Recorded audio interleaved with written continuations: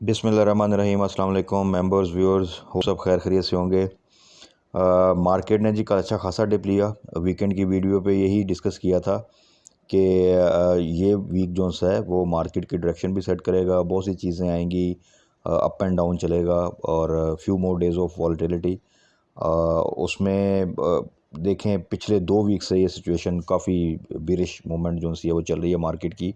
लेकिन मैंने यही कहा था कि हमारा काम यह कि अपनी स्ट्रेटजी को चेंज करना और उस स्ट्रेटजी को इस तरह रिफ़ाइन करना कि उसमें से हम कुछ ना कुछ गेन कर सकें। और जिस तरह कि हमने बिल्कुल बॉटम के करीब जाकर ट्रीट को ग्रैब किया, टेली को ग्रैब किया तकरीबन 14 रुपये के करीब, TRG 150 के करीब था उस वक़्त।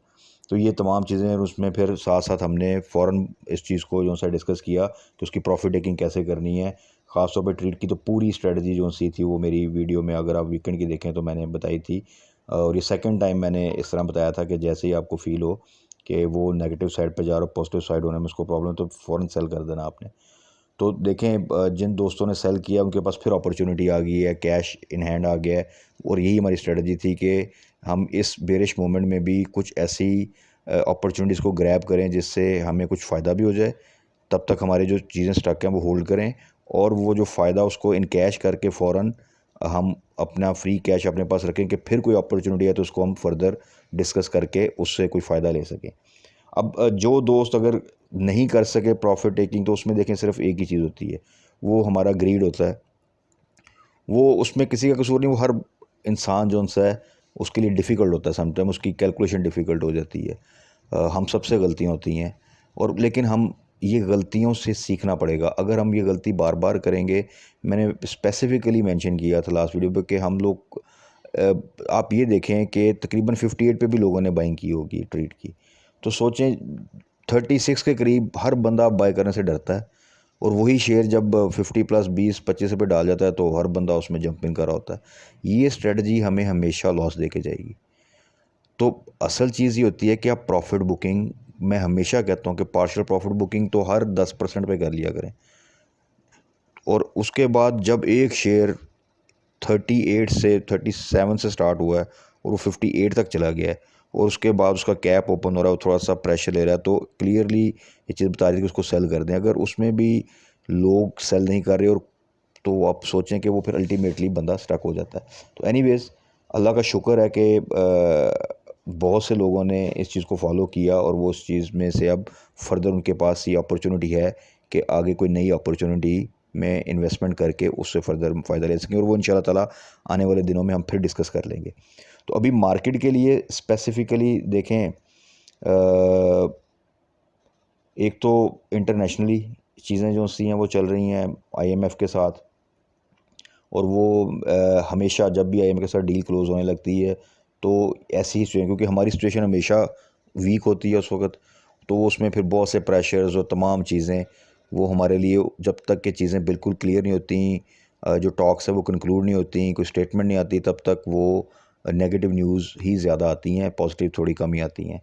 प्लस लोकली भी आपको पता है कुछ इश्यूज़ जो से हैं वो पॉलिटिकल साइड पे और कुछ अपॉइंटमेंट्स के ऊपर, वो एक बिल्कुल इंटायरली डिफरेंट और नया सिनेरियो है जिसकी वजह से एक पैनिक क्रिएट होता है। और वो तो ये तमाम चीज़ें पाकिस्तान के साथ साथ साथ चलती हैं जिसकी वजह से हमारी मार्केट जो सी है वो हमेशा सफ़र करती है।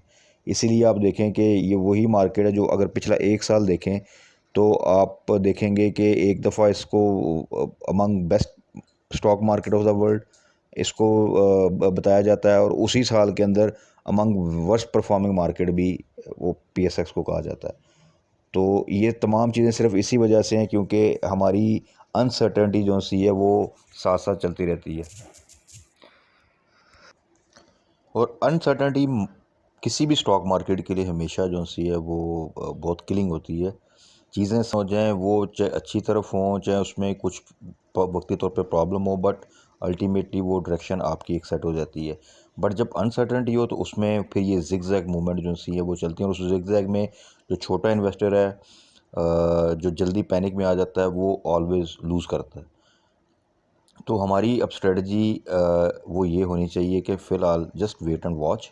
जो चीज़ों में देखें हम स्टक हैं अब, असल में जब मैं ये वीडियो पे आपसे बात कर रहा होता हूँ तो दो तरह के मेरे भाई हैं जो कि इस स्टॉक मार्केट में एक सिचुएशन फेस कर रहे थे। एक वो जिनके पास जो प्रॉपरली चीज़ों को फॉलो करते हैं, जब हम कहते हैं कि फ्री कैश कम से कम 20-25% रखें, टाइमली प्रॉफिट टेकिंग करें, उनके लिए वो अपॉर्चुनिटीज़ हम डिस्कस करते हैं कि फ़र्दर आप उसमें जंप इन कर जाएँ। एक वो दोस्त जो किसी वजह से स्टक हो गए, नहीं टाइमली प्रॉफिट टेकिंग कर सके, ऑब्वियसली कुछ अनसीन ड्रॉप भी आते हैं जो कि कोई भी प्रेडिक्ट नहीं कर सकता। पाकिस्तान में कोई न्यूज़ ऐसी आ जाती है जिसकी वजह से वो स्टक हो जाते हैं। तो देखें, उनको भी ऑब्वियसली एड्रेस करना है। गलतियाँ हम सब करते हैं, तो उसका मतलब ये नहीं है कि वो प्रॉपरली फॉलो नहीं कर सकें, किसी वजह से नहीं कर सके तो अब हमने उन्हें सिर्फ सिंपली ये कह दें कि ठीक है जी, आप लॉस बुक कर दें तो आपकी गलती है। नहीं, उसमें जस्ट हमने देखना ही होता है कि अगर तो वो शेयर्स फंडामेंटली स्ट्रॉन्ग हैं, चीज़ें इंटैक्ट हैं, तो देखें मार्केट वापस आ जाएगी।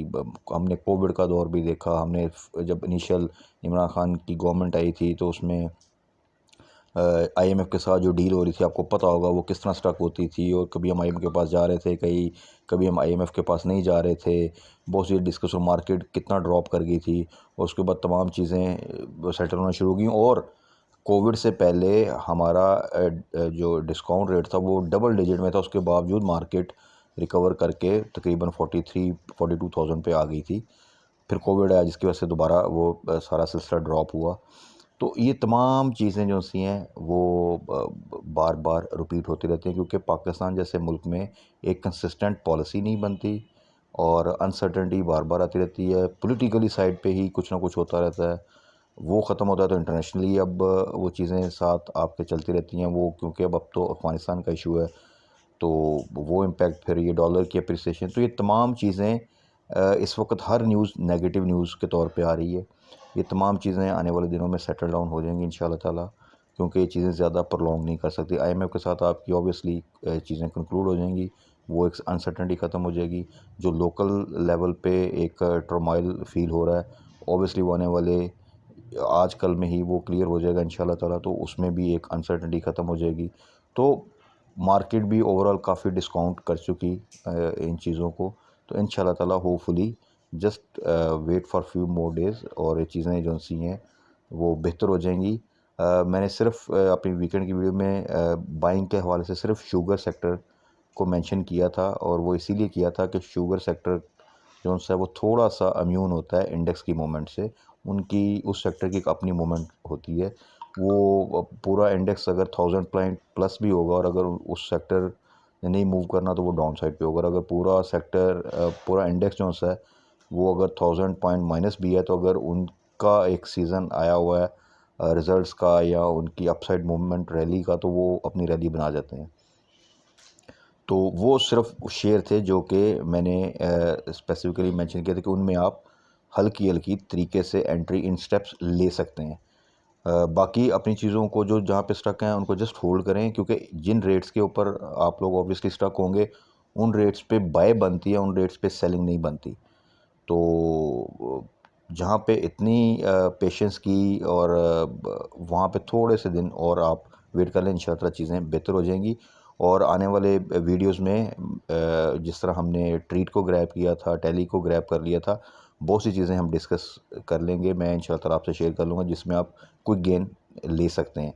बट अभी इसलिए नहीं क्योंकि वो फिर सम टाइम आप इमीडिएटली जंप इन कर जाते हैं बहुत से दोस्त, और वो फिर वो स्टक होने का चांस होता है। जस्ट वेट, इंशाल्लाह ताला चीज़ें जो सी हैं बेहतर होंगी, और इंशाल्लाह ताला हमारे हक़ में बेहतर करेंगे।